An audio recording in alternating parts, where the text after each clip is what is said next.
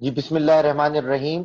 Welcome to another session of 2-day free CSS workshop at CSS Greenery. My name is Agha Shariar Khan and I belong to the 40th Common, the Pakistan Origin Account Service. और कल जो है हमने कुछ current affairs के topics को cover किया था, जिसमें एक बहुत डिटेल टॉपिक था जिसकी भी सब डायमेंशंस भी हमने कवर की थी। यूएस चाइना कोल्ड वॉर, उसमें हमने technological war particularly related to the 5G उसको हमने कवर किया था। हमने ट्रेड वॉर को कवर किया था। हमने जो है फिर China's BRI versus US blue dot network and also वहां पर जो है वो हमने Indo Pacific strategy versus BRI को भी देखा था। एंड द पॉलिटिकल फ्रंट में जो है वो जो उनके दरमियान रिफ्ट क्रिएट हो रही थी, particularly on the issue of Hong Kong, वो हमने देखा था। इंटरनेशनल फोरा के ऊपर जो क्लैशेस हो रही थी उनको देखा था। और फिर मेरे कोलीग ने mister Faraz belongs to the OMG group, उन्होंने एक बड़ा अच्छा कंट्रीब्यूट किया था, particularly related to the economical structure between the United States of America and China, जिसमें उन्होंने चाइना के इकोनॉमिक स्ट्रक्चर की बात की थी। Although it's a bit technical, but great contribution from Faraz as well. Now हमारा ये सेकंड लेक्चर है, तो इसमें हमारा जो आज का बहुत इंपॉर्टेंट टॉपिक है जी, इंपॉर्टेंट इस सेंस में है कि एक तो इसके बारे में डिस्कशन बहुत होती है and it is considered a bit technical and students always face difficulty in preparing this topic. उनको समझ में नहीं आता कि ये है क्या, किस तरह इसको पढ़ें, किस तरह प्रिपेयर करें। I am talking about the local government system of Pakistan. So the topic for today's session is analysis of the local government system in Pakistan. ठीक है जी। तो हम जो है आज लोकल गवर्नमेंट सिस्टम को पूरा पढ़ेंगे। जैसे कि मैंने पहले कहा, it is considered a bit difficult and technical. Students के लिए उनको समझ में नहीं आता कि ये यूसी क्या है, विलेज काउंसिल क्या है, थाना काउंसिल क्या है, एसीस का रोल क्या है, नाजिम्स क्या थे, किस तरह चेंज हुआ, अभी क्या है। तो हम ये सब चीजें पढ़ेंगे। ठीक है जी। तो ना सिर्फ हम अभी की एनालिसिस करेंगे बल्कि हम हिस्ट्री को भी एनालाइज करेंगे, जिसमें हम इंशाल्लाह 3 डिफरेंट लोकल गवर्नमेंट मॉडल्स को क्रिटिकली एनालाइज करेंगे। पहला होगा जी हमारे पास अयूब खान का बेसिक डेमोक्रेसी मॉडल 1950s का। देन होगा हमारे पास जियाउल हक का जी, हमारे पास जो उसको हम बोलते हैं पैटर्नलिस्टिक मॉडल या कमिश्नरेट सिस्टम 1979 का। थर्ड होगा हमारे पास जी परवेज मुशर्रफ लिबरल मॉडल, जिसको कहा जाता है 2002 का ऑर्डर लोकल गवर्नमेंट सिस्टम का, उसको पढ़ेंगे। 2008 ऑनवर्ड्स की बात की जाएगी। ठीक है, 2008 ऑनवर्ड्स की बात की जाएगी। उसके बाद क्या हमारे पास एक इशू हुआ है, किस तरह जो है इवॉल्व हुई लोकल गवर्नमेंट सिस्टम। देन फिर हम बात करेंगे कि what are the benefits of local government system, why. हमने ये भी देखा है हिस्ट्री के अंदर, मैं आपको ये भी बताता चलूं जिन लोगों की थोड़ी सी हिस्ट्री कमजोर है, कि ऑलवेज मिलिट्री रिजीम जो है वो मोर इंक्लाइंड होते हैं towards local government system as compare to the political setup. ऐसा क्यों है जी? मिलिट्री सिस्टम जो है वो लोकल गवर्नमेंट सिस्टम की तरफ क्यों इंक्लाइंड है? जो पॉलिटिकल सेटअप है उसको जब तक सुप्रीम कोर्ट इंटरवीन ना करे, वो जो है वो लोकल गवर्नमेंट सिस्टम को इस्टेब्लिश करने में जो है वो देर कर रहे होते हैं, या इतने मेच्योर नहीं होते, या वो चाहते नहीं है कि लोकल टायर भी जो है वो इस्टेब्लिश हो। उस पर बात की जाएगी। Then in the end we can discuss that what are the deficiencies and the loopholes particularly in the current local government system of Sindh and Punjab। But मैं आपको यहाँ पे बताता चलूं कि लोकल गवर्नमेंट सिस्टम को आपको मैक्रो लेवल के ऊपर पढ़ना है। ठीक है ना, यानी हिस्ट्री आप पढ़ लें, मैक्रो लेवल के ऊपर पढ़ना है। सिंध के क्या डेफिशिएंसीज है लोकल गवर्नमेंट सिस्टम में, पंजाब की क्या है, केपीके की क्या है, बलूचिस्तान की है, ये इसमें नहीं जाइएगा। इसमें जाएंगे तो आप कंफ्यूज हो जाएंगे। सीएसएस का जो एग्जाम है वो है फेडरल लेवल के ऊपर, वो पूरे पाकिस्तान में हो रहा है। तो कभी भी आपको जो है वो सिंध का, केपीके का, बलूचिस्तान का, पंजाब का नहीं पूछेगा।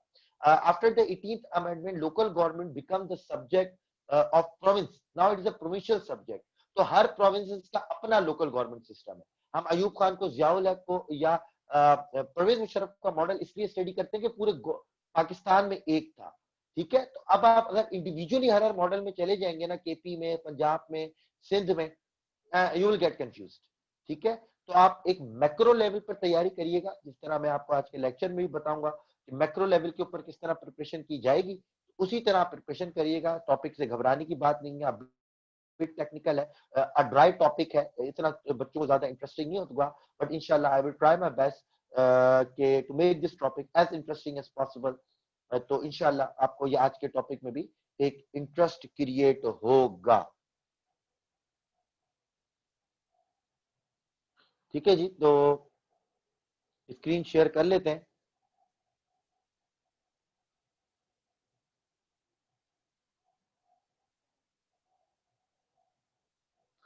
चले जी। अच्छा, यहाँ पर मैं एक और बात बोलता चलूं कि काफी बच्चे इस पर पे नहीं होते कि सर रिकॉर्डिंग मिल जाएगी तो हमें सेशन लेने की क्या जरूरत है। दो तीन चीजें होती हैं इसके अंदर। Session, live session will give you, live session basically give you an opportunity to ask question not only related to the topic but particularly and generally आप सीएसएस प्रिपरेशन से किसी चीज से भी क्वेश्चन कर सकते हैं। ठीक है जी।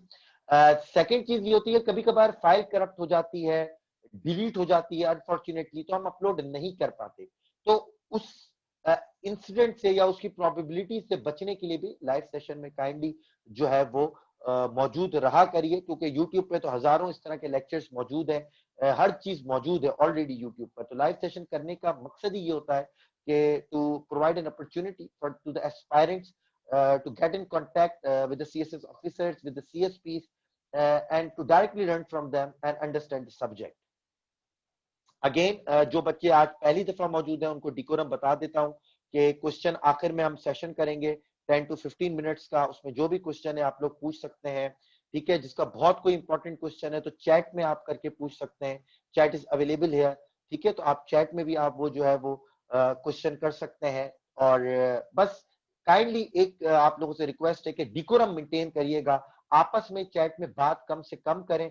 थैंक यू वेलकम भी करना है तो तमीज के साथ, मेच्योरिटी के साथ करें। ये देखें मैंने डिसेबल नहीं की तो ओआईसी लिख दिया। ठीक है ना, तो ये चीज होती है। इनेबल एनोटेशंस ना करें तो ये यहाँ पर जो भी है ये करना शुरू कर देते हैं। देखिए इट इज अ वेरी, मुझे पता है कि ये बच्चे कर रहे होते हैं, इसके लिए आ रहे होते हैं, ये मेरा सेशन पहला नहीं है। ठीक है, तो मैंने डिसेबल एनोटेशन में कोई 3 मिनट की देरी की तो यहाँ पर किसी ने लिख दिया। ठीक है, तो स्टॉप शेयर करके हम दोबारा शेयर करते हैं इसको। This is the maturity level of students. आप उससे अंदाजा लगाएं कि CSS officer basically giving you the time, और वो आपको टाइम एंड फ्री में मैं सेशन ले रहा हूँ लोकल गवर्नमेंट का, और पूरा आपको डिटेल में पढ़ाऊंगा। This is the maturity level of the student to write on the screen and disturb, trying to disturb the whole session. मतलब ऐसे स्टूडेंट का कुछ भी नहीं होगा। ठीक है, ऐसे स्टूडेंट्स का कभी भी कुछ भी नहीं होता। ये खुद ओआईसी बन जाएंगे किसी दिन। ठीक है ना, तो मुझे, मेरे लिए कोई बड़ी बात नहीं है, क्योंकि ये सेशंस में मुझे पता है कि इस तरह के बच्चे काफी होते हैं। अभी कोई नया कोई हो ना जिसको नहीं पता हो, वो माइक भी खुला रखे और एनोटेशंस भी ओपन रखे तो काफी मसला करेंगे बच्चे। तो kindly behave like a mature student please. इससे पहले कि जो भी है इसको पता चल गया होगा कि ये चीज नहीं करनी, और खुद ही ये ओआईसी थोड़ी देर में बन जाएगा। अच्छा जी, analysis of the local government system in Pakistan, this is our topic. बड़ा एक अच्छे तरीके से इसको कवर करेंगे इंशाल्लाह। आज के बाद जो है वो आपको इसमें कोई भी प्रॉब्लम नहीं आएगी लोकल गवर्नमेंट सिस्टम के अंदर। सबसे पहले हम आज के टॉपिक में पढ़ेंगे what is government. Before analysing the local government, पहले हमें ये तो पता हो कि गवर्नमेंट किसे कहते हैं। What is government? Government is an independent authority and must have three functions. Government एक इंडिपेंडेंट अथॉरिटी है जिसके तीन फंक्शंस होना लाजमी है। One, executive, second legislative, third financial. Judicial नहीं, फाइनेंशियल। यानी एग्जैक्ट लॉज प्रिपेयर करे, लॉज बनाए, लॉज को एग्जीक्यूट करे, और फाइनेंशियल पावर्स भी हो, यानी बजटरी पावर्स भी उसके पास मौजूद हो। ये तमाम पावर अगर तीन फंक्शंस किसी गवर्नमेंट के पास हैं, किसी अथॉरिटी के पास है, किसी पॉलिटी के पास है, तो हम उसको क्या बोलेंगे? गवर्नमेंट। अब वो वीक है, स्ट्रांग है, this is the separate debate. ठीक है, वो एक सेपरेट डिबेट है। ठीक है, लेकिन ये पावर्स होनी चाहिए तभी जाके एक चीज गवर्नमेंट कहलाती है। कंपोज्ड ऑफ, किस पर कंपोज करती है? अगर हम अपने फेडरल गवर्नमेंट की बात करें तो prime minister, his cabinet and federal bureaucracy. Provincial government की बात करें तो यहां पर आएगा सीएम यानी चीफ मिनिस्टर आपका, प्रोविंशियल कैबिनेट और ब्यूरोक्रेसी। लोकल गवर्नमेंट की बात करें तो नाजिम या मेयर या फिर chairman, elected representative plus bureaucracy. ठीक है, तो ये गवर्नमेंट का एक स्ट्रक्चर है कि independent authority having three functions, executive, legislative and financial. Federal government, PM cabinet federal bureaucracy, CM cabinet federal bureaucracy, and local government Nazim, mayor, elected representatives plus bureaucracy.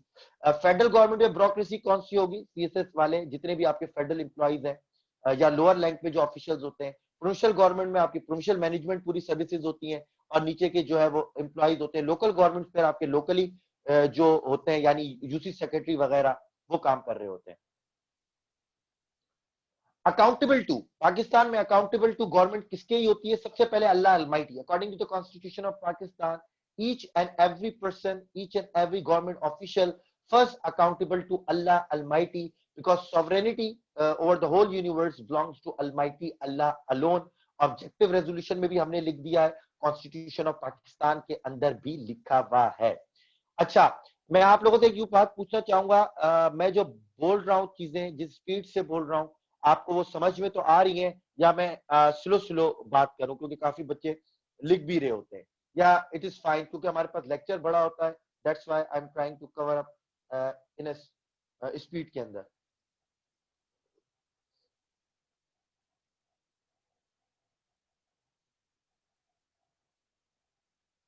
हाँ, थोड़ा सा स्लो। अच्छा जी, accountable to Allah almighty, law of land, the government is also responsible, accountable to the law of land. It means the constitution of Pakistan, the constitution of Pakistan in 1973. And the last but not the least is the people who elected them. अगर ये objective resolution का topic होता ना तो उसमें बड़ी discussion करते कि पीपल को भी रिस्पॉन्सिबल है और अल्लाह अलमाइटी पर है, तो ये क्लैश तो नहीं कर रहा। लेकिन अब ये ऑब्जेक्टिव रेजोल्यूशन का हमारे पास जो है वो टॉपिक नहीं है, तो आप ये समझे अल्लाह अलमाइटी, लॉ ऑफ लैंड यानी constitution of Pakistan, and the people who elected them. ठीक है, government people who elected them उनको भी रिस्पॉन्सिबल होती है। एक पूरी डिबेट ट्रिगर हुई थी जब लियाकत अली खान ने ऑब्जेक्टिव रेजोल्यूशन पेश की थी लेजिस्लेचर के सामने, कॉन्स्टिट्यूएंट असेंबली के सामने, और उन्होंने एक्सप्लेन किया था कि थियोक्रेसी नहीं होगी पाकिस्तान में, डेमोक्रेसी होगी। वो सेपरेट डिबेट है, वो किसी ने ऑब्जेक्टिव रेजोल्यूशन का लेक्चर लेंगे या मैंने लेक्चर लिया होगा ऑब्जेक्टिव रेजोल्यूशन का, उसमें बताया होगा।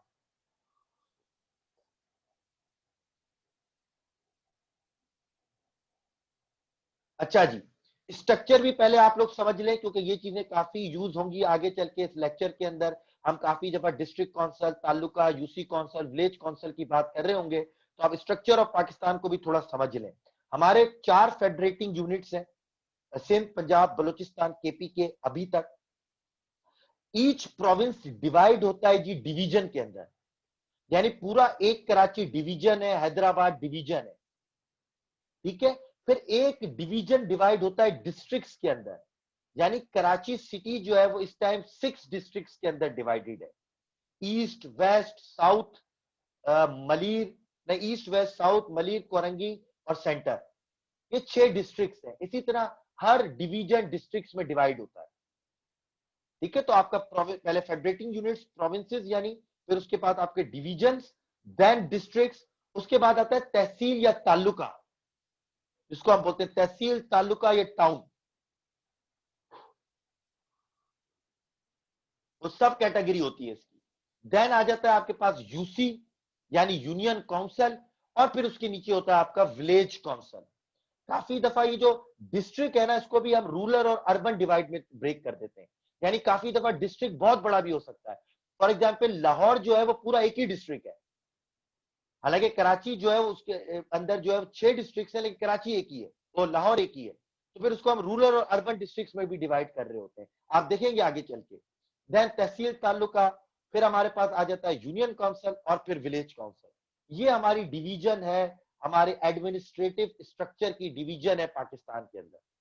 ठीक है। डीसी जो होता है डिप्टी कमिश्नर, वो डिस्ट्रिक्ट का होता है। एसी जो है वो तहसील और तालुके का होता है, सब डिस्ट्रिक्ट जिसको आप बोलते हैं। Same is the case with SSP जो है वो डिस्ट्रिक्ट का होता है, जिसको डीपीओ भी कहा जाता है, डिस्ट्रिक्ट पुलिस ऑफिसर। डीसी को डीसीओ भी बोला जाता था मुशर्रफ के दौर में, डिप्टी कमिश्नर ऑफिस।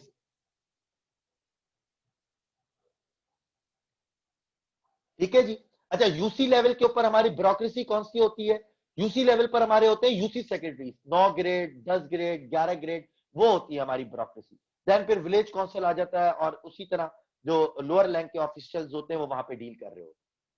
ठीक है, तो ये डिवीजन समझ में रखिएगा, क्योंकि जब हम जियाउल हक या अयूब खान का हम पढ़ेंगे, या फिर हम मुशर्रफ का जो लोकल गवर्नमेंट सिस्टम पढ़ेंगे, तो उसमें देखेंगे कि ये कितने टायर्स है, 6 टायर्स है। तो कहीं पर आपको 5 टायर लोकल गवर्नमेंट सिस्टम मिलेगा, कहीं पर 3 टायर लोकल गवर्नमेंट सिस्टम मिलेगा। ठीक है, तो ये टायर्स को याद रखना बहुत जरूरी है।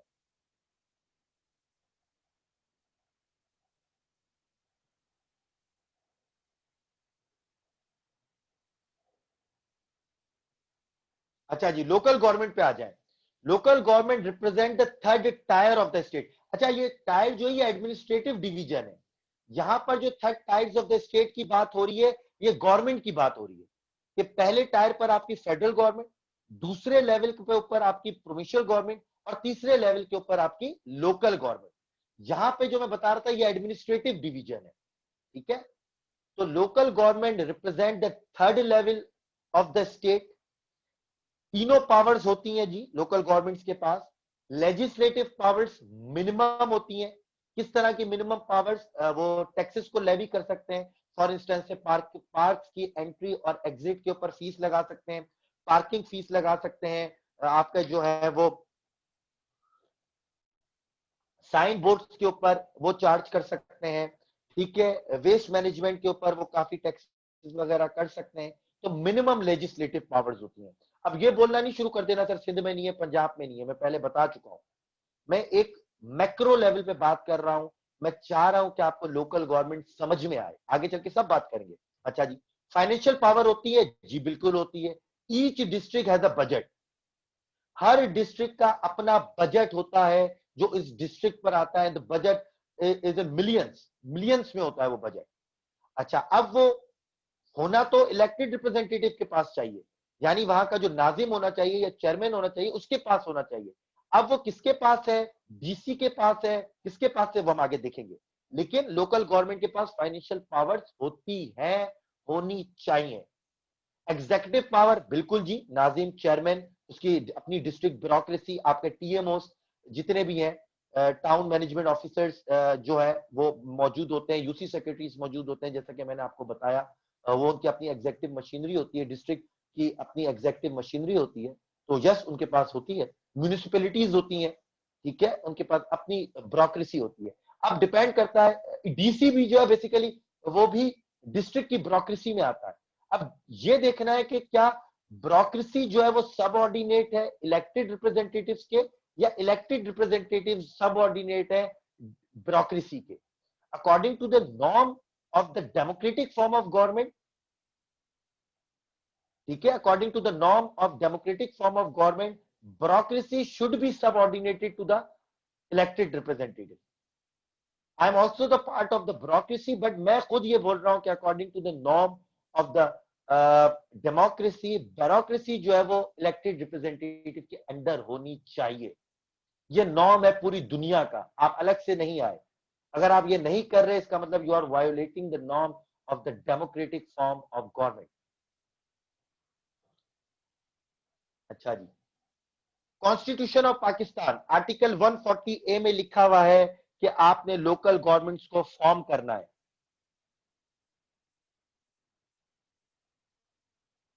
इसको ऊपर ही लगा देते हैं, एक मिनट जी।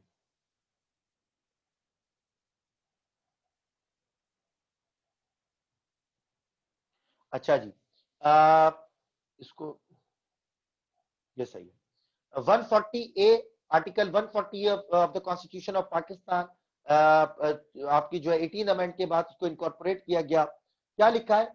ईच प्रोविंस शैल, देखिए शैल को मैंने बोल्ड किया हुआ है, शैल जब भी कॉन्स्टिट्यूशन में जब लिखा जाता है जहां पर ऑब्लिगेशन ज्यादा हो, यानी मस्ट, आपने ये काम करना ही करना है, जिनका लॉ है उनको पता है शैल की इंपॉर्टेंस क्या होती है, ठीक है, जिनके पास लॉ है उनको पता है कि शैल की इंपॉर्टेंस क्या होती है, जहां पर भी शैल आ जाए यानी वो मैंडेटरी है।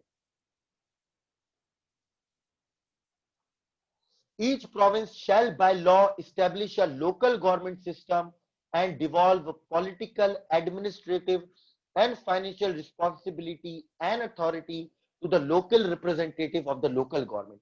क्लियर वे में लिख दिया गया कि हर province by law local government को एस्टेब्लिश करे और डिवॉल्व करे political, administrative and financial responsibility.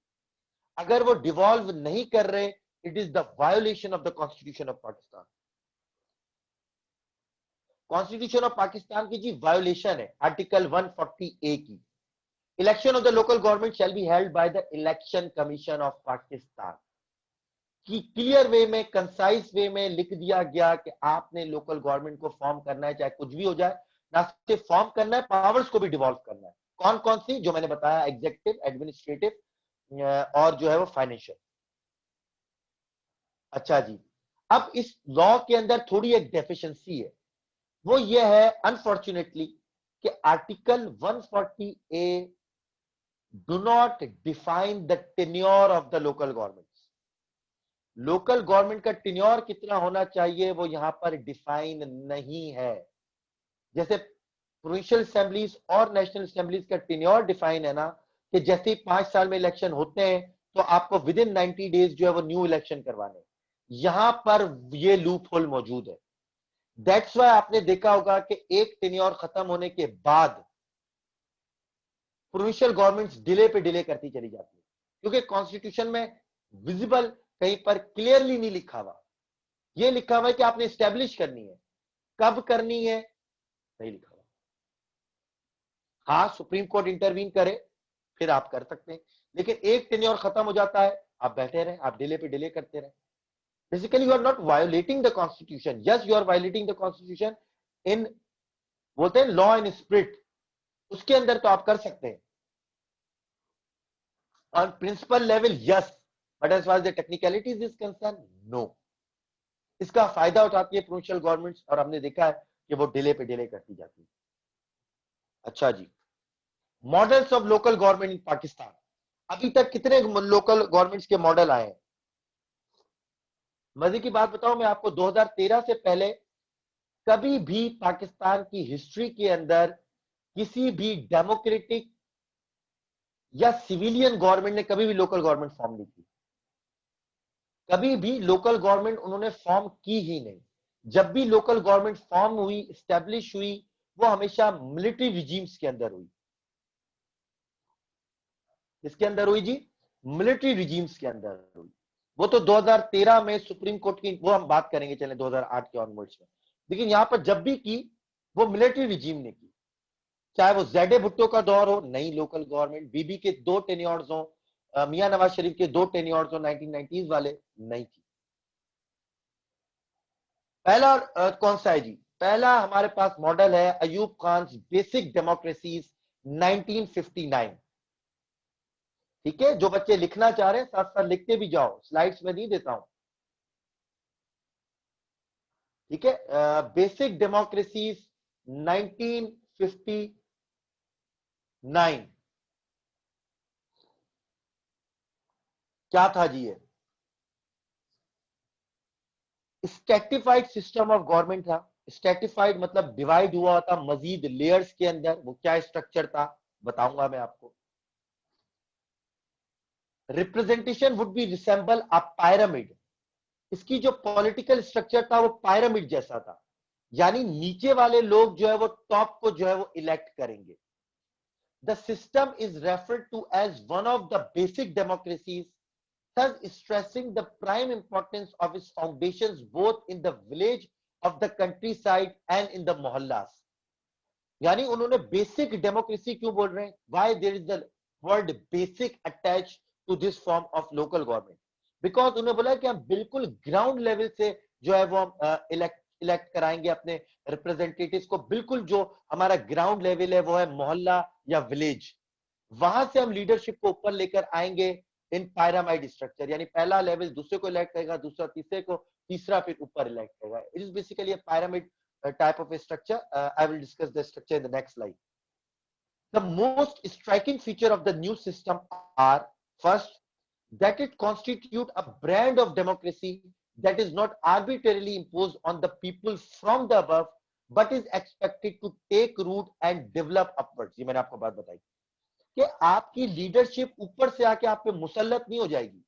No one impose the leaders on you, बल्कि वो ग्रास रूट लेवल से ऊपर आएगी। The people living in the mohallas, in villages, the lower strata of society basically elect people for the higher powers, high officials, high offices के लिए। वो किस तरह, कितने हाई ऑफिसेस अभी बात करेंगे उसकी, बट उसमें भी एनालिसिस में मसला होगा। यहाँ पे इतनी तारीफ सुनकर जो है वो होप्स हाई नहीं कर लीजिएगा, इसके अंदर अपने मसले मसाइल मौजूद है। Second, when electing representative, people need not travel long distances to vote for the candidates whom they do not know personally. Village में एक विलेज का बंदा ही जो है वो इलेक्ट होगा, एक मोहल्ले में एक मोहल्ले का जो इलेक्टेड रिप्रेजेंटेटिव है उसी को आप इलेक्ट करेंगे, जिसको आप जानते होंगे, जिससे आप मिलते हैं, जो आपके खुशी गम में, आपकी हर तरह के ट्रेडिशंस, कल्चर्स, फेस्टिवल्स में पार्टिसिपेट करता है। कल को वो अगर जो है वो अपनी रिस्पॉन्सिबिलिटीज को सही तरह नहीं निभा रहा, आप उसको जाके अकाउंटेबल भी कर सकते हैं, क्योंकि आप उसको जानते हैं। वरना एमपी और एमएनए में क्या होता है कि एमपीए जो है वो पूरे एक बहुत बड़ी कॉन्स्टिट्यूएंसी का होता है, जिसमें 2 से 4 लाख लोग हो सकते हैं। Same is the case with MNA, जहां पे आपका 4 से 8 लाख लोग हो सकते हैं। तो इतनी बड़ी कॉन्स्टिट्यूएंसी में अगर आप एमएनए एमपीए ले करो, आप तो उसको नहीं जानते। मतलब मेरी कॉन्स्टिट्यूएंसी में, मैं डिस्ट्रिक्ट कोरंगी में रहता हूँ, कराची में, तो yes I know the names of MPa and MNA, but मैं उनको नहीं जानता। ठीक है, मैंने पार्टी के बेस पर अगर वोट दिया होगा तो दिया होगा, बट ये लोकल गवर्नमेंट्स का फायदा ये है, खासतौर पर बेसिक डेमोक्रेसीज का, कि वो विलेज के लेवल पर, जो कि बहुत छोटा एडमिनिस्ट्रेटिव यूनिट है, मोहल्ला जो कि बहुत छोटा एडमिनिस्ट्रेटिव यूनिट है, उसके ऊपर जो है वो आप इलेक्ट करवा रहे हो लोगों से, तो वो उनको दूर नहीं जाना पड़ रहा और उसको जान रहे हैं। अब आप जिसको जानते हो तो आप उसको अकाउंटेबल भी ठहरा सकते हो।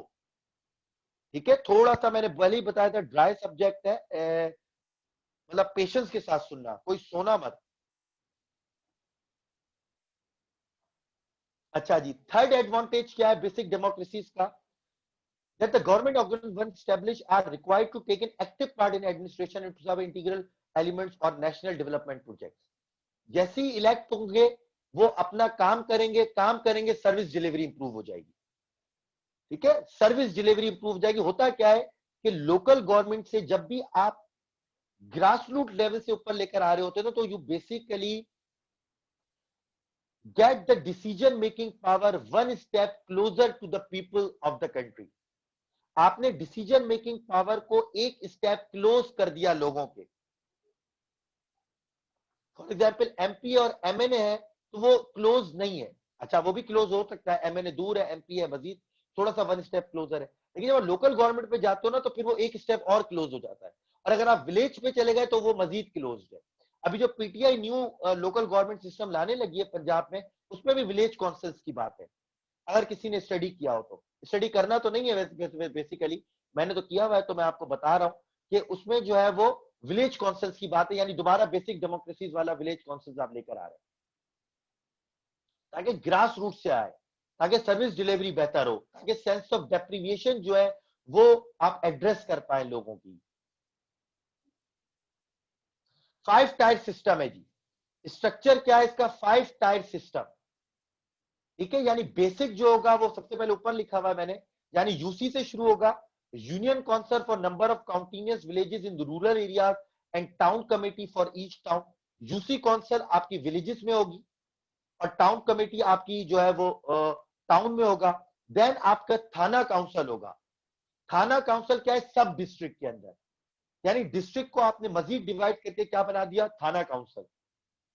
देन आपका district council, then district council आपके जो है वो रूरल एरियाज में, अर्बन एरियाज में आपकी म्यूनिसिपल कमिटीज आ जाएंगी। देन आपका सबसे हाई लेवल पर हो जाएगा डिविजनल काउंसिल। क्या होगा जी? Divisional council. तो यूसी काउंसिल विलेज लेवल के ऊपर, देन थाना काउंसिल सब डिवाइड कर दिया गया, then district council, municipal council और फिर divisional council. This is basically a basic structure of basic democracies of 1979 by Ziaul.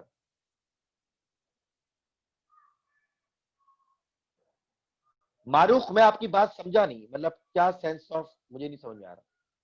अच्छा जी, ये चीज समझ में आई। अच्छा, इससे पहले कि मैं जाऊं, मैं इनके आपको फंक्शंस बता दूं कि हर काउंसिल के फंक्शंस क्या थे। अब यहाँ पे टाइप करना बहुत मुश्किल था, तो यहाँ पे मेरे पास political and constitutional history of Hamid Khan रखी हुई है। इससे मैं आपको बेसिक फंक्शंस बता देता हूँ क्या क्या थे। सिंपल सिंपल से फंक्शन है, किसी को पढ़ना है तो 126 पेज नंबर में political and constitutional history of Hamid Khan है, बट पढ़ने की जरूरत भी नहीं है, बहुत एक डिटेल्ड बुक है। मैं बता रहा हूँ, उसको लिख लीजिएगा, रिकॉर्डिंग सुन के उसमें लिख लीजिएगा। यूसी का क्या फंक्शन था जी? आपके पास जो यूनियन काउंसिल है उसके फंक्शंस में आ जाएगा आपके पास cooperative movements, development of cooperative movements, village industries, forest, livestocks, fisheries, options of measure for increasing food production, the provision and maintenance of wells, water pumps, tanks, and other works for the supply of water, provision and maintenance of public streets, relief for widows, orphans, poor, and those in stress. These are the function of UC in basic democracy. Second tier कौन सा है आपके पास? थाना, थाना council. थाना council का क्या है? Thana council is basically to coordinate the activities of UC and town committees. Town committees और यूसीज के दरमियान जो कोऑर्डिनेशन का काम है वो थाना काउंसिल कर रहा है। अच्छा, एक लेवल और हाई चली जाए, डिस्ट्रिक्ट काउंसिल। डिस्ट्रिक्ट काउंसिल के दो फंक्शंस थे, एक वॉलेंटरीली फंक्शन था, एक जो है वो आपके पास कंपलसरी फंक्शंस थे। एक कंपलसरी फंक्शन है, एक वॉलेंटरीली फंक्शन है।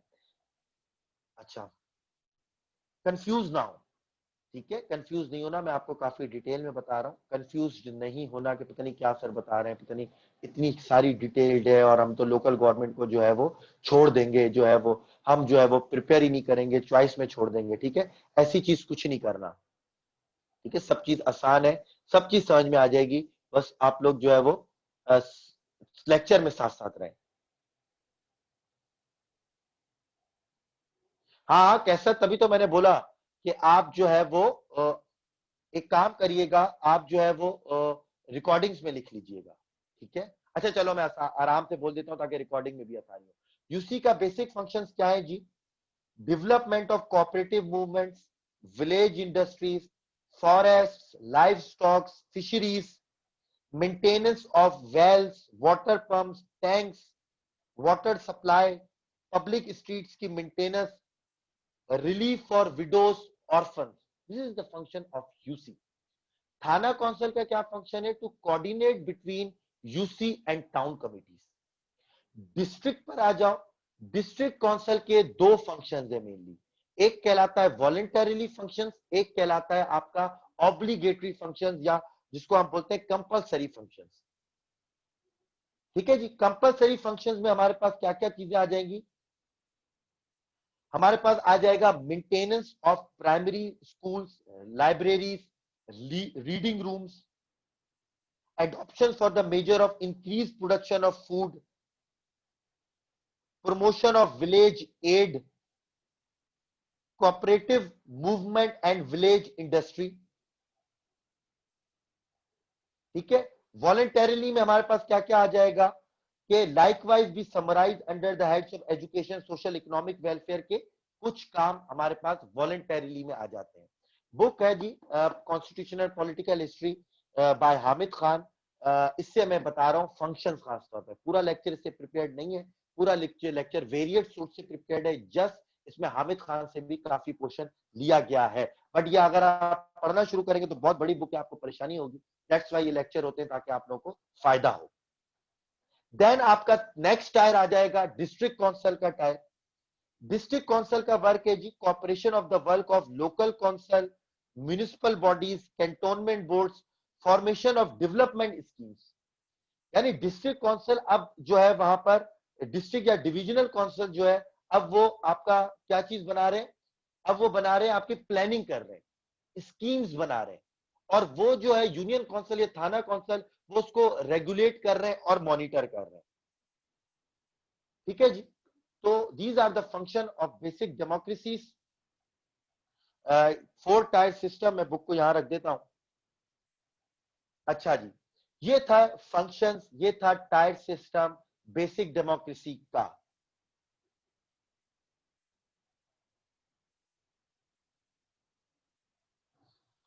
अच्छा, पेज नंबर भी बता दूं, अब तो मैंने बंद भी कर दिया जी। 126। ठीक है, अगर आप लोग में से कोई बच्चे जो हमारे साथ करंट अफेयर्स पाकिस्तान अफेयर्स में है, उनको तो मैं इसका तस्वीर खींच के भेज दूंगा। अगर आप भी किसी उसके अंदर हमारे पास रजिस्टर्ड है तो आप मुझे बता दीजिएगा, मैं उसको कैम स्कैनर के थ्रू भेज दूंगा। बट 126 बता दिया है तो आप लोग खुद से भी कर ले तो बेहतर हो जाएगा। कॉपरेशन की बात हो रही है, यानी विलेज के ऊपर इंडस्ट्रीज कॉपरेशन, अगर कोई चीज हो रही है तो उसको आप इस्टेब्लिश करने की उसके अंदर बात हो रही है। अच्छा जी, बेसिक डेमोक्रेसीज का एक और फंक्शन था। बेसिक डेमोक्रेसीज का सिर्फ लोकल गवर्नमेंट फंक्शन नहीं था, ये मैं आपको बता रहा हूं, जरा समझना। बेसिक डेमोक्रेसीज में आपने 80,000 जो है वो आपने लोगों को इलेक्टोरल कॉलेज बनाया था, 80,000 लोगों का। 40,000 for East Pakistan, 40,000 for West Pakistan, और उनको आपने इलेक्टोरल कॉलेज भी बनाया था to elect MPs, MNAs and the president of Pakistan. दोबारा रिपीट कर रहा हूं, ये जो बेसिक डेमोक्रेसी का मॉडल है 1959 का, इसका एक फंक्शन तो लोकल गवर्नमेंट था, लेकिन इसका दूसरा फंक्शन ये था कि एमएनएस, एमपीज और प्रेसिडेंट ऑफ पाकिस्तान को इलेक्ट करना। अभी जैसे आप एमएनए और एमपीज को अवाम इलेक्ट कर रही होती है, उस वक्त अवाम इलेक्ट नहीं करेगी। यानी आप गांव में रहते हैं तो आप एक गांव का बंदा इलेक्ट करेंगे यूसी से। मैं अगर शहर में रहता हूं तो मैं जो है वो अपने डिस्ट्रिक्ट से एक बंदा इलेक्ट करूंगा, या अपने जो है टाउन से एक बंदा इलेक्ट करूंगा। मैं एमएनए एमपीए को इलेक्ट नहीं करूंगा। एमएनए एमपीएस और प्रेसिडेंट ऑफ पाकिस्तान को ये बेसिक डेमोक्रेसीज के इलेक्टेड रिप्रेजेंटेटिव करेंगे। तो बात याद रखना है, 1959 models of basic democracy, basically Ayub Khan ने उसको जो है वो दो फंक्शंस दिए हुए थे। एक था जी आपके पास लोकल गवर्नमेंट, और दूसरा था आपके पास electoral college for the election of MNAs, MPs and the president of Pakistan. That's why Hamid Khan ने एनालिसिस बड़ा अच्छा किया है अपनी book constitutional and political history में। हामिद खान ने लिखा कि the system was to disenfranchise directly the common citizen from electing the representative to the legislature। उन्होंने बोला कि यस, मौका तो दिया उन्होंने कि वो ग्रास रूट लेवल से लीडरशिप के ऊपर लेकर आ रहे हैं, बट पूरी दुनिया में ये होता है कि एमएनए और एमपीए को जो लेजिस्लेट करते हैं, जो लॉ मेकिंग करते हैं पूरे मुल्क के लिए, उनको लोग डायरेक्ट इलेक्ट करते हैं। आप यूके का मॉडल देख लें, आप यूएस का मॉडल देख लें, उनको लोग डायरेक्ट इलेक्ट करते हैं। आपने लोगों को डिसइंफ्रेंचाइज कर दिया, आपने लोगों को उनका हक ले लिया कि वो लोग जो उनके लिए लेजिस्लेट करें वो उन्होंने इलेक्ट नहीं किए हुए। यस, प्रेसिडेंट तो आप इनडायरेक्ट कर सकते थे। For the conditions suitable for the Western style democracy, Ayub said, we have to wait for God knows how long। Ayub Khan का स्टेटमेंट भी फिर हामिद खान ने लिख दिया कि जब भी उनसे ये बोला जाता है कि it is against the norm of the western style democracy, Ayub Khan said we would have to wait for God knows how long, because it is easy to engineer these basic democrats or the elected bodies of 40 or 80,000 people instead of the people of Pakistan।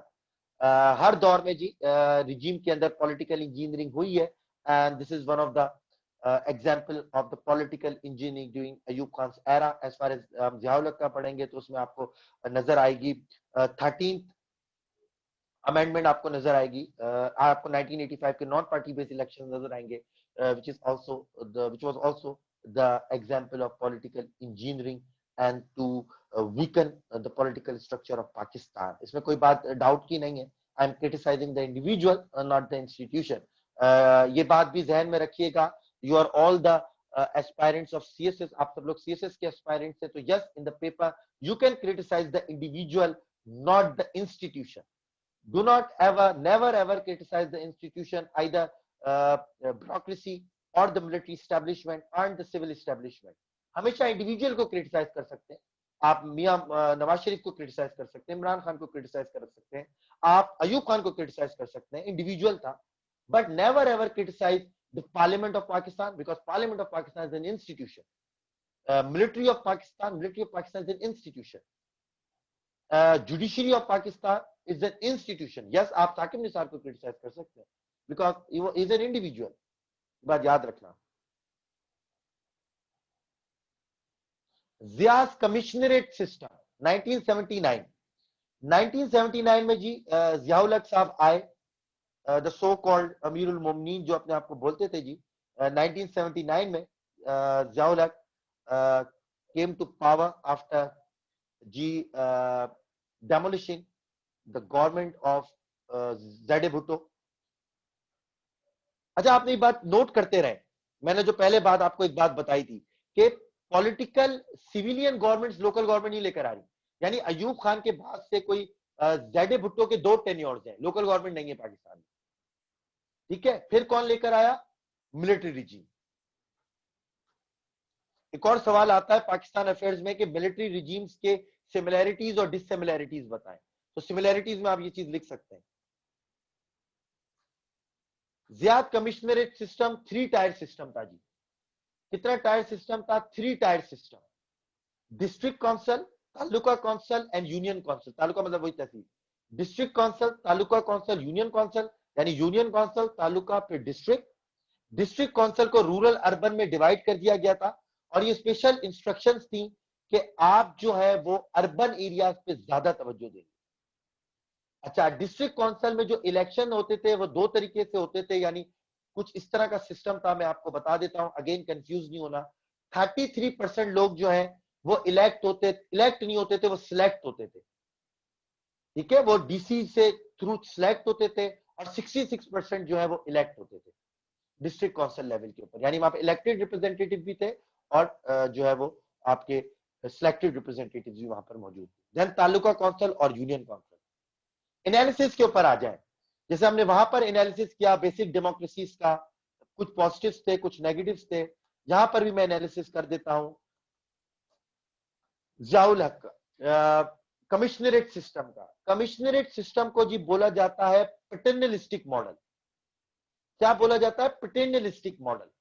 Ziaul Haq basically imposed this model. He was of the view that the people of Pakistan didn't have the potential and the capacity to govern themselves. इनका ये view था कि पाकिस्तान के लोगों में इतनी capacity नहीं है, पोटेंशियल नहीं है, उनके अंदर इतना सेंस नहीं है कि वो अपने आप को गवर्न कर पाए, रिसोर्सेज को एग्जीक्यूट कर पाए, फंड्स को इस्तेमाल कर पाए. Therefore, they need a paternalistic figure. They need a babu, the so-called, अगर आप ब्यूरोक्रेटिक जबान में बोलें तो वो कहलाएगा एसी, असिस्टेंट कमिश्नर, और डीसी, डिस्ट्रिक्ट आपका हाँ district commissioner.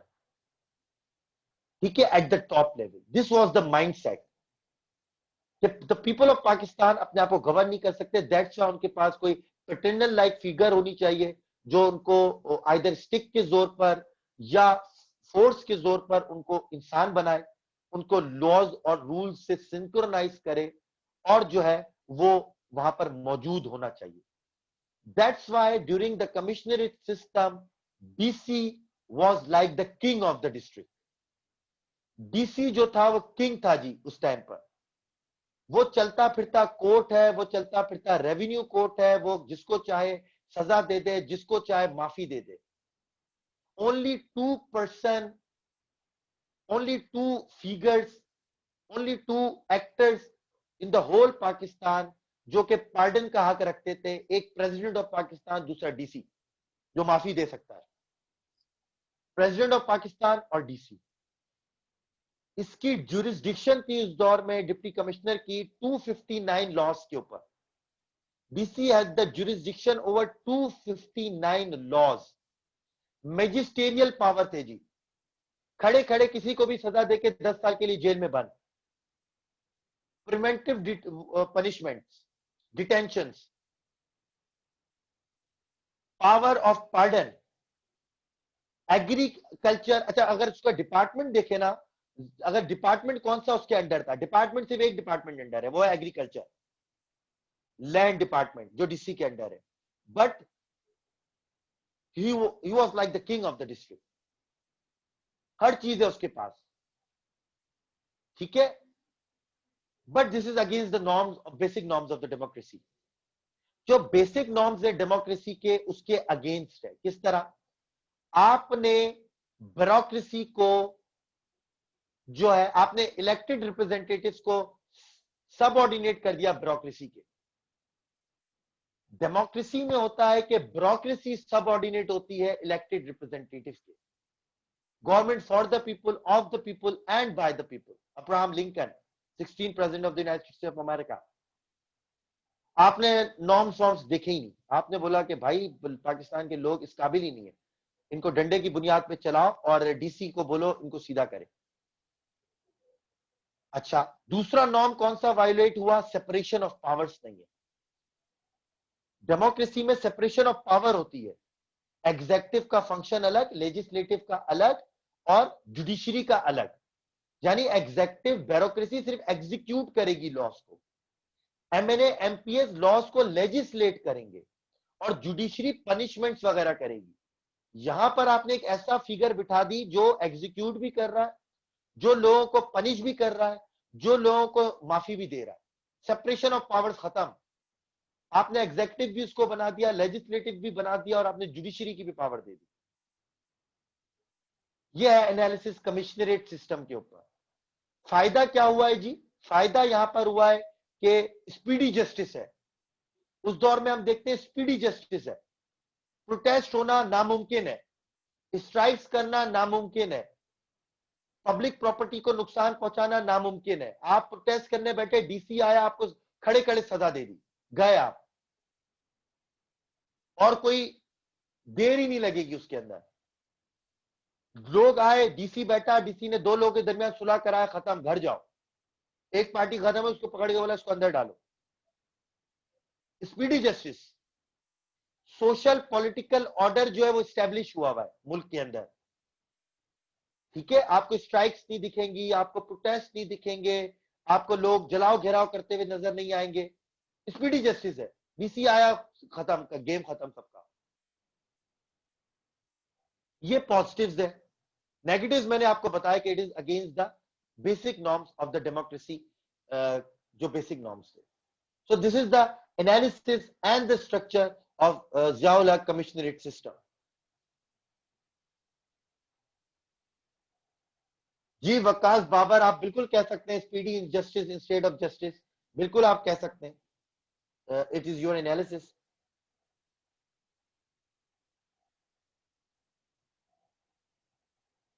Hafeez Ahmad, judiciary की आप बात कर रहे हैं, पाकिस्तान का जुडिशरी जो है वो, उसको पढ़ने के लिए अलग एक वो चाहिए हमें। जी इराम, इराम ने बिल्कुल अच्छी बात की कि वो उसी दौर का है। ये आपका जो एक एक्सियम है या सेइंग है कि क्या डीसी हो क्या, आजकल वो चीज नहीं है। आजकल वो ऑरा नहीं है डीसी का जो पहले होता था, ठीक है। बट वो चली आ रही है बात कि यार डीसी हो क्या। आजकल जो मैं आपको पढ़ाऊंगा मुशर्रफ के दौर में, कि आजकल जो आपका डिस्ट्रिक्ट एजुकेशनल ऑफिसर है, डिस्ट्रिक्ट हेल्थ ऑफिसर है, वो सब इंडिपेंडेंट है। But the aura of DC so strong because of its legacy कि वो डीसी के सामने आज भी कोई बोल नहीं पाता। बट वो आहिस्ता आहिस्ता वो चीज अब जो है वो नहीं रही है। अगर आप जो है वो यहाँ पे मेरे पास एक और बुक पड़ी हुई है, कल्चर और culture and power, culture power and governance of Pakistan from 1947 to 2008। तो उसमें ये तुम्हारे नियाज ऐलान नाम के बंदे की बुक है। उसमें बोलते हैं कि पाकिस्तान की ब्यूरोक्रेसी को इंटेंशनली वीक किया गया है, ठीक है। जो लोग ब्यूरोक्रेसी के हक में बोलेंगे वो बोलेंगे इंटेंशनली वीक किया गया है, जो लोग अगेंस्ट है वो बोलेंगे कि अच्छा हुआ वीक किया गया है। मैं इस वक्त न्यूट्रल हूं, मैं आपको बता रहा हूं दिस इज द पिक्चर,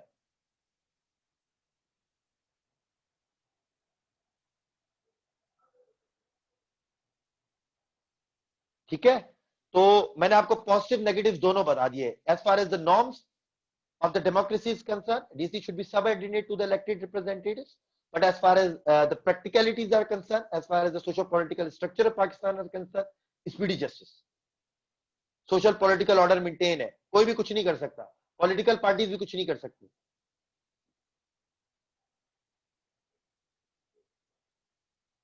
अच्छा जी, इसको आके चेंज किया मुशर्रफ साहब ने। जनरल परवेज मुशर्रफ, अगर आप देखेंगे तो पैस वाले इनसे जो है वो बड़े परेशान थे, पाकिस्तान एडमिनिस्ट्रेटिव सर्विस वाले, बट वो परेशान नहीं भी होने चाहिए। मैं आपको असल में इसका बताऊंगा। काफी लोग उस दौर में परेशान थे कि यार मुशर्रफ साहब कब जाएंगे, इन्होंने जो है वो पैस वालों के लिए बड़ी मुश्किल कर दी है, हमें जो है वो नाजिम के पास जाना पड़ता है, उससे फंड लेने पड़ते हैं, और हमारा जो औरा था वो उन्होंने बड़ी बुरी तरह खत्म कर दिया। लेकिन ऐसा नहीं था, वो एक परसेप्शन थी। मैं आपको बताऊंगा कि मुशर्रफ के लिबरल मॉडल में बेसिकली आपने रियल एडमिनिस्ट्रेटिव पावर डीसी की और बढ़ा दी, बट वो जो शोषा वाली चीज थी ना, मैजिस्टेरियल पावर जिसको हम बोलते थे, टीथ थे जो डीसी के, वो आपने ले लिए, जिससे वो बाइट करता था लोगों को, वो आपने उससे ले लिए। तो वो स्टिक वाली चीज, डंडे वाली चीज खत्म कर दी। दैट्स व्हाई लोग बोलते थे यार अब क्या चाह रहा, वो चीज खत्म कर दी है।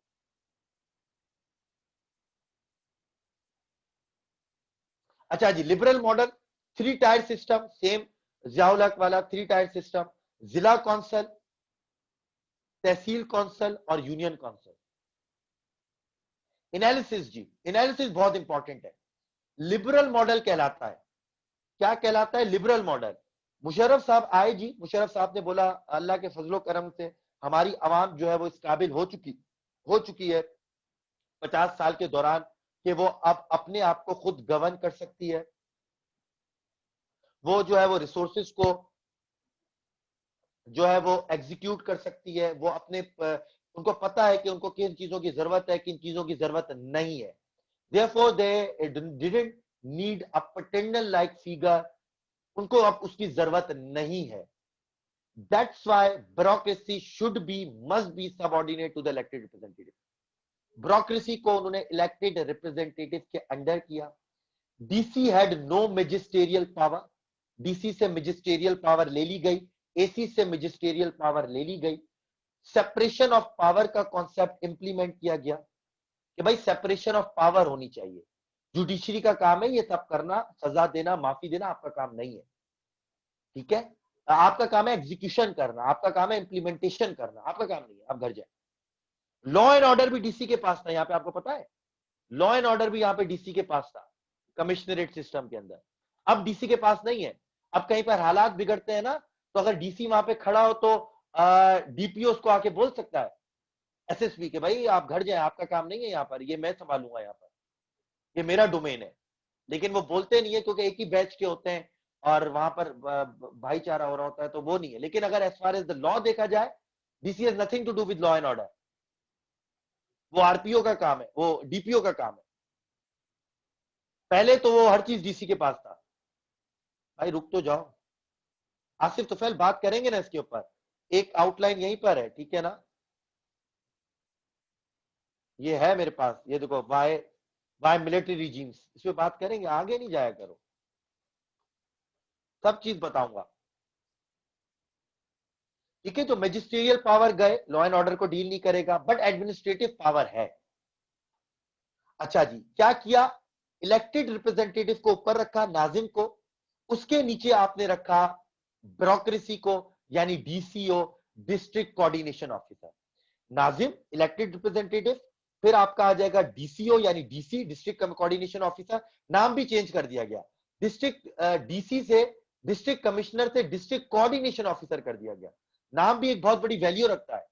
आपने वो डीसी कमिश्नर का वो आपने हटाया, आपने बोला is just a coordination officer, ठीक है, जस्ट अ कोऑर्डिनेशन ऑफिसर, आपने नाम चेंज किया।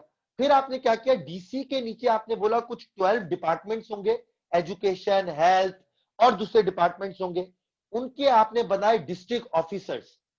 यानी एजुकेशन का क्या होगा, EDO, education district officer. Health का क्या होगा जी, डिस्ट्रिक्ट हेल्थ ऑफिसर।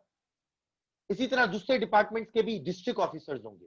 ये सब ऑटोनोमस है, ठीक है, लेकिन ये डीसी के नीचे होंगे, ये रिपोर्ट किसको करेंगे? डीसी को।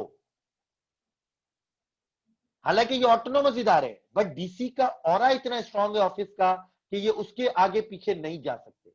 सो बेसिकली अगर हम यहाँ पे एनालिसिस करें ना, तो मोर एडमिनिस्ट्रेटिव अथॉरिटी दे दी गई डीसीओ को 2001 के ऑर्डर में, जो कि कन्वेंशनल विजडम के अगेंस्ट है।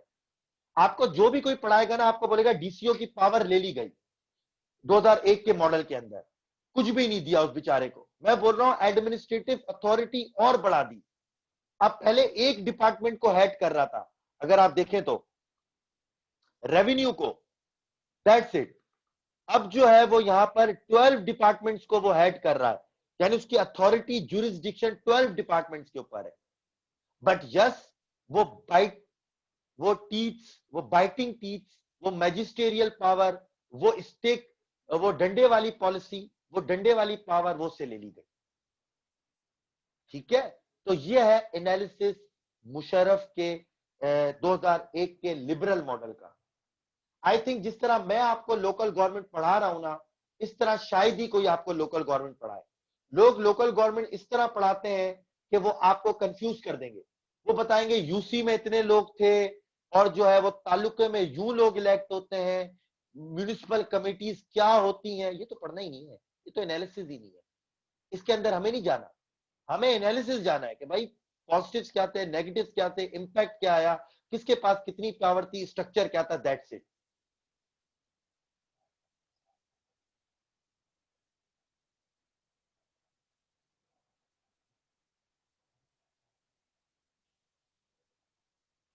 Dinesh Kumar, DC is more powerful and SSP, DC और DPO are the two different things. DC is your government, DC आपकी गवर्नमेंट है। SSP is only deals with law and order. SSP सिर्फ law and order से deal करेगा। कोई मर गया, rape हो गया, स्ट्राइक में फायरिंग हो गई, किसी ने किसी की जमीन कब्जा कर ली, क्राइम्स हो रहे हैं, उससे डील करेगा। डीसी हर चीज से डील करेगा।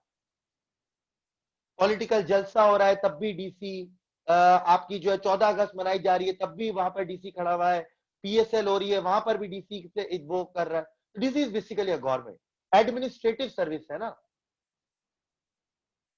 एडमिनिस्ट्रेशन में हर चीज आ जाती है। एसएसपी है पुलिस, पुलिसिंग पावर, बस, दैट्स इट।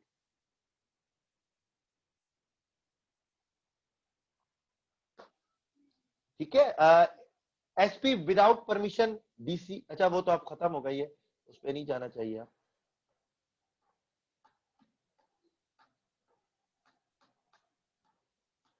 अच्छा जी, 2008 ऑनवर्ड्स क्या हुआ? 2008 और 10 के दरमियान आपने 18 अमेंडमेंट लेकर आए। आपने बोला कि जरूर लोकल गवर्नमेंट्स को हमें इस्टेब्लिश करना चाहिए। 2000, अच्छा यहां पर मैं आपको ये भी बता रहा हूं, ये देखो, जियाउल हक 1979 के बाद से नया लोकल गवर्नमेंट सिस्टम कब आया? 2001 के अंदर। यानी 1989 के बाद दो बीबी के टेन्योर, दो मियां मोहम्मद नवाज शरीफ के टेन्योर, कोई लोकल गवर्नमेंट नहीं। अगेन पॉलिटिकल आपकी सिविलियन जो है वो उनको कोई एलर्जी है लोकल गवर्नमेंट सिस्टम से। वो क्यों एलर्जी है वो अभी बताऊंगा मुशर्रफ। देन 2008 में आपके जो है वो ट्रिपल पी की, पाकिस्तान पीपल्स पार्टी की गवर्नमेंट आई, जरदाई साहब आए, गिलानी साहब आए। अच्छा यहां पर मैं ये भी बता दूं आप लोगों को कि, चलो वो आगे बताऊंगा, एक और इंपॉर्टेंट बात है। जरदाई साहब, गिलानी साहब की हुकूमत आई, नहीं किया जी लोकल गवर्नमेंट। अगेन 2013 में हुकूमत आई मियां मोहम्मद नवाज शरीफ की। देन सुप्रीम कोर्ट ने इंटरवीन किया। जैसे ही सुप्रीम कोर्ट इंटरवीन करती है, देन डिफरेंट प्रोविंसेस ने उनको इस बात पे बोला गया, पनिश किया गया कि भाई फौरन करो लोकल गवर्नमेंट स्टैब्लिश, कॉन्स्टिट्यूशन की वायलेशन है। उन्होंने बोला ठीक है। देन 2013 से हम देखते हैं लोकल गवर्नमेंट स्टैब्लिश होना शुरू हुई, पंजाब में, केपीके में, सिंध में, बलूचिस्तान में, और सबने अपना एक एक टेन्योर कंप्लीट किया। अब जो है वो न्यू लोकल गवर्नमेंट एक्ट की बात हो रही है, केपीके के अंदर, पंजाब के अंदर, सिंध के अंदर। ठीक है, तो वो डिफरेंट लोकल गवर्नमेंट एक्ट्स को नहीं पढ़ना, बस आपको मैक्रो लेवल पर पता होना चाहिए लोकल गवर्नमेंट है क्या, हिस्ट्री क्या है, अभी क्या चल रहा है। बेनिफिट्स ऑफ क्या है जी लोकल गवर्नमेंट के, अभी तक तो पता हो जाने चाहिए कि बेनिफिट्स क्या है लोकल गवर्नमेंट के आपके पास। पहला तो वही बेनिफिट है कि आपने डिसीजन मेकिंग पावर लोगों के एक स्टेप क्लोजर कर दी। You basically get the decision power one step closer to the people of Pakistan. दूसरा क्या होगा, इससे आपकी म्यूनिसिपल सर्विसेज बेहतर हो जाएंगी। कराची में जितना वो रोना धोना है ना कि गटर की पाइपलाइंस टूट जाती हैं और पानी रोड पे पानी भरा हुआ है, रोड्स टूटी हुई है, स्ट्रीट लाइट्स नहीं चल रही, गार्बेज का मसला है, सॉलिड मैनेजमेंट का मसला है, ये सब म्यूनिसिपल सर्विसेज है, ये सब काम लोकल गवर्नमेंट का है। तो अगर लोकल गवर्नमेंट इफेक्टिव है तो आपकी सर्विस डिलीवरी बेहतर हो जाएगी, पब्लिक पार्टिसिपेशन बढ़ जाएगी। जैसा कि मैंने बेसिक डेमोक्रेसीज के 1959 के मॉडल में आपको बताया था कि जब लोग अपने बंदे को इलेक्ट करेंगे जिसको वो जानते हैं, तो वो अपना इनपुट बड़ी आसानी से दे सकते हैं और उसको अकाउंटेबल भी ठहरा सकते हैं। That means the public participation in the administrative system will be increased. Breeding ground है जी, आपकी लोकल गवर्नमेंट सिस्टम अगर आपने विलेज लेवल के ऊपर यूसी के ऊपर बनाए हुए और वहां पे लोग इलेक्ट हो रहे हैं, तो they basically learn the techniques of election, public mobilisation, public participation, political techniques.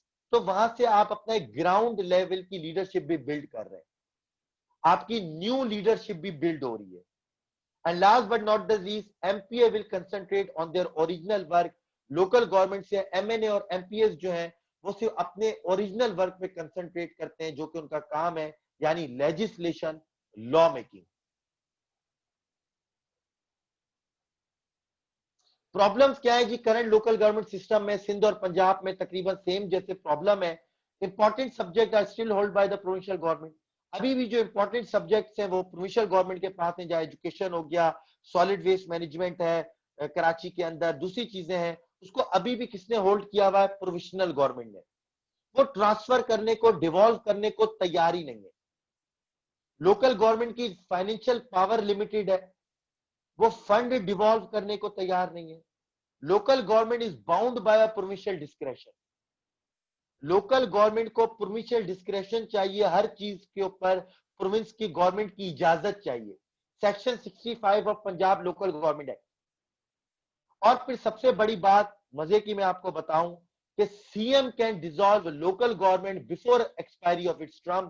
Section 125 of Punjab local government act कि सीएम लोकल गवर्नमेंट जो है वो एक्सपायर कर सकता है, डिवॉल्व कर सकता है, against the norm of democracy कि सीएम एक गवर्नमेंट को डिसॉल्व कर रहा है जो कि इलेक्टेड गवर्नमेंट है। इस तरह के आपने लॉज बनाए हुए। तो यस जी, ये प्रॉब्लम है मौजूद करंट लोकल गवर्नमेंट सिस्टम में। बट मैं आपको ये बताऊंगा कि चाहे वीक हो या स्ट्रांग हो, लोकल गवर्नमेंट सिस्टम एक अच्छा सिस्टम है। One should give time to this system to evolve in Pakistan. आहिस्ता आहिस्ता ये सिस्टम इवॉल्व हो रहा है और इंशाल्लाह अपनी बेहतरी की जानिब जाएगा। Why military regimes are more inclined towards local government? Military regimes क्यों मोर इंक्लाइंड होते हैं as compare to political regimes? वो है जी, directly connected with the people. Military regimes, martial law administrators always want to directly connect with the people so that to legitimize their rule by improving service delivery. उसको ये पता होता है कि उसका रूल इलेजिटिमेट है, वो कॉन्स्टिट्यूशन की वायोलेशन कर कर आया है, वो कॉन्स्टिट्यूशन तोड़ कर आया है, वो एक इलेक्टेड गवर्नमेंट को की गवर्नमेंट गिरा कर आया है।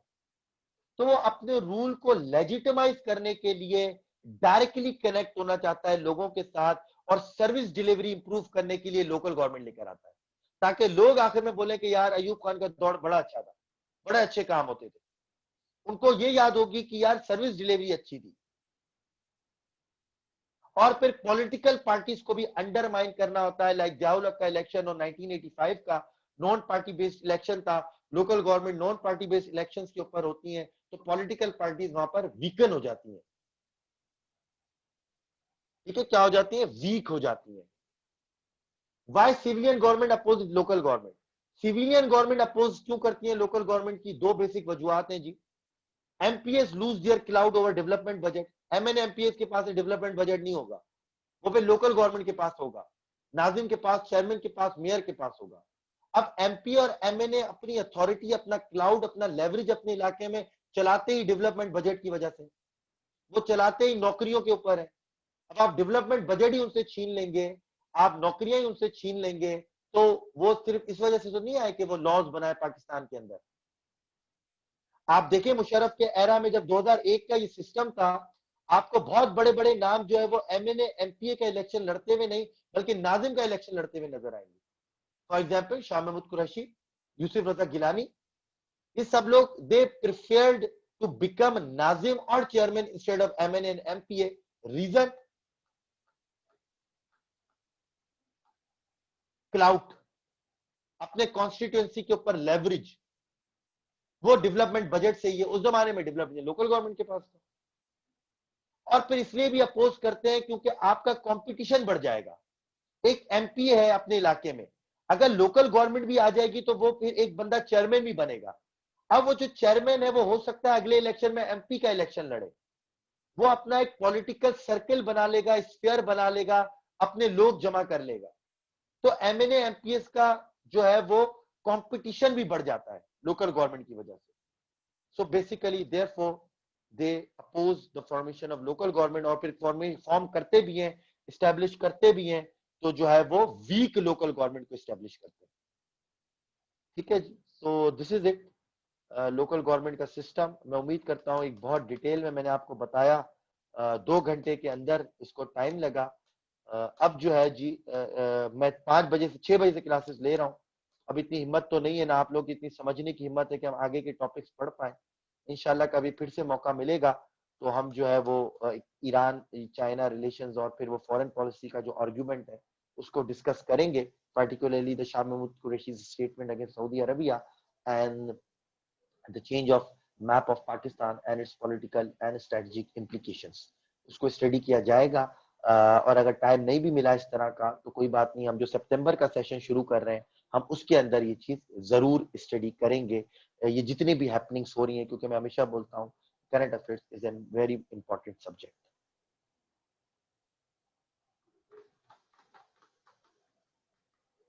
क्वेश्चंस जी, किसी को क्वेश्चंस करने हैं हो, मैं माइक खोल देता हूं अक्सर क्वेश्चंस के दौरान, लेकिन आज मैं नहीं खोलूंगा बिकॉज ऑफ द वो एक हैपनिंग जो हुई थी, किसी ने कुछ लिखा था। तो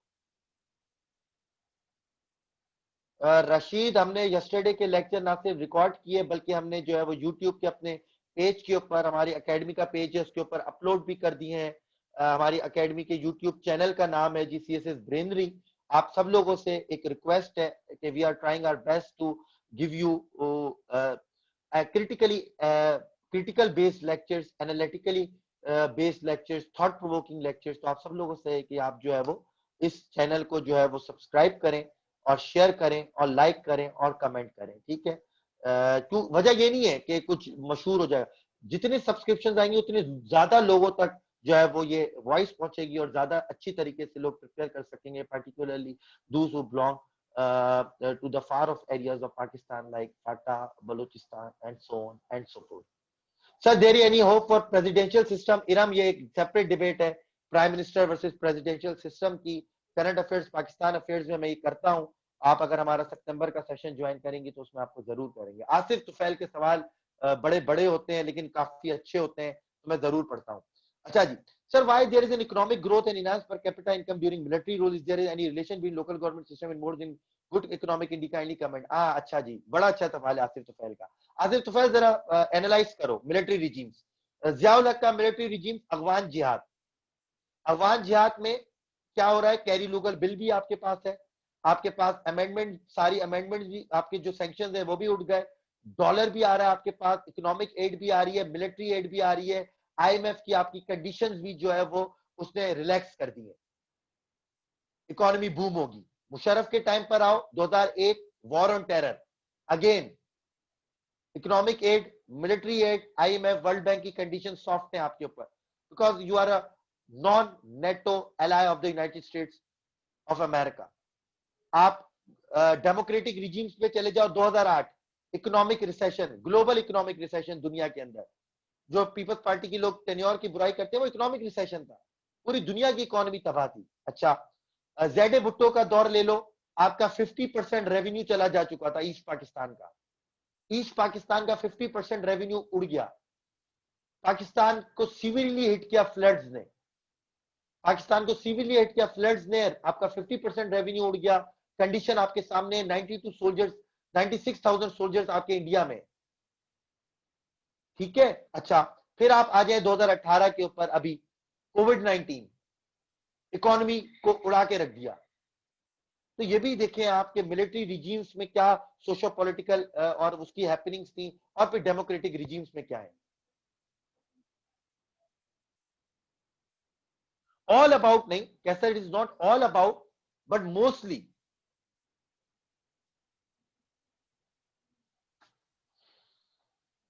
चले जी, थैंक यू वेरी मच। कल से लेके आज तक मोर देन 300% पीपल ने पार्टिसिपेट किया हमारी 2 डेज फ्री सीएसएस ब्रेनरी की ये workshop related to current affairs, Pakistan affairs and international relations and international law. Thank you very much जी। आप सब लोगों का शुक्रिया, आपने पार्टिसिपेट किया। आई एंजॉयड माई सेल्फ, मैंने काफी इंजॉय किया आप लोगों के साथ। काफी अच्छे सवाल आए, लाइक आसिफ तुफैल के काफी अच्छे सवाल थे। कल के लेक्चर्स में भी काफी तो लोगों ने बड़े बड़े अच्छे सवाल किए। प्रिपरेशन करते रहें जी, कंटिन्यूसली प्रिपरेशन करते रहें। लास्ट मैसेज आप लोगों के लिए यही होगा, जो लोग हमारे साथ मौजूद नहीं है, कि CSS is a game of nerves. अपनी नर्व्स को कंट्रोल रखें। Consistency is the best policy. Practice, practice, practice, and you are what you believe. Basically, you are what you believe. Believe in yourself, and inshallah, you will qualify CSS exam, and you will become soon the part of Pakistan's bureaucracy. This is the message, and thank you very much. My name is Agha Shahryar Khan, and I'm signing off for this 2 days free workshop session of CSS Greenly.